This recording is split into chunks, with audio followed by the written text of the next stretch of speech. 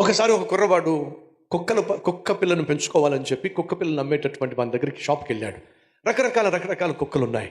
కానీ ఎందుకో వీడి ఆ చిన్నపిల్లవాడి మనసు మాత్రం ఒక మూల ఉన్నటువంటి కుక్క మీద పడింది. అది చాలా వీక్గా ఉంది, చాలా బలహీనంగా ఉంది. దాన్నే తదేకంగా చూస్తూ ఉంటే కుక్కలు అమ్మేవాడు వచ్చి, ఏంటి బాబు దాన్ని చూస్తున్నావు అని అంటే, ఎందుకు దాన్ని చూస్తూ ఉంటే నాకు కొనుక్కోవాలనిపిస్తుంది అంటే, కుక్కలు అమ్మేటటువంటి వ్యక్తి అంటున్నాడు, బాబు ఇక్కడున్న ఏ కుక్కనైనా కొనుక్కో కానీ దీన్ని మాత్రం కొనుక్కో మాకు. ఎందుకని? అది నీకు ఎటువంటి సంతోషాన్ని ఇవ్వదు, ఆనందాన్ని ఇవ్వదు. ఎందుకంటే అది కుంటి కుక్క. నువ్వు పరుగు పరుగున వెళ్ళిపోతుంటే నీకు కూడా కుక్క పరుగు పరుగున రావాలని నువ్వు ఆశపడతావు, కానీ అది రాలేదు ఎందుకంటే కుంటిది కాబట్టి. నువ్వు రమ్మని చిటికి వేస్తే పరుగు పరుగున అది దగ్గర రావాలని ఆశపడతావు, కానీ అది రాలేదు ఎందుకంటే కుంటి కుక్క కాబట్టి. అది నీతో ఆడుకోలేదు, నీతో జంప్ చేయలేదు, నీతో ఎగరలేదు, నీతో పరిగెట్టలేదు, నీకు ఎటువంటి సంతోషాన్ని ఇవ్వదు. కాబట్టి ఆ కుంటి కుక్కను కొనుక్కోకుండా వేరే కుక్కను కొనుక్కో బాబు అని అంటే ఆ పిల్లాడు ఏమన్నాడని తెలుసా? అయితే ఖచ్చితంగా ఈ కుంటి కుక్కనే నేను కొనుక్కుంటా, అదే నాకు కావాలి. వద్దు బాబు వద్దంటే కొంటానంటావేమిటి?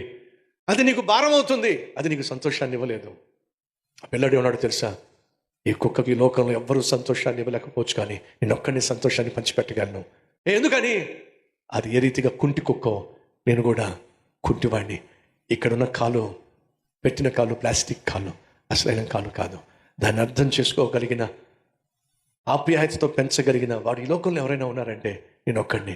అది ఎలా కుంటిదో నేను కూడా కుంటోండి. సహోదరి సహోదరులు, నీ జీవితంలో కష్టాల గుండా వెళ్ళినప్పుడే ఎదుటివాడి కష్టం నీకు అర్థమవుతుంది.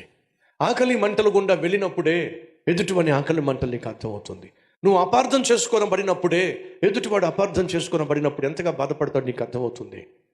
నువ్వు నిర్దాక్షిణ్యంగా నిందించబడినప్పుడే ఎదుటివాడు నిందించబడుతున్నప్పుడు నువ్వు అర్థం చేసుకోగలుగుతావు.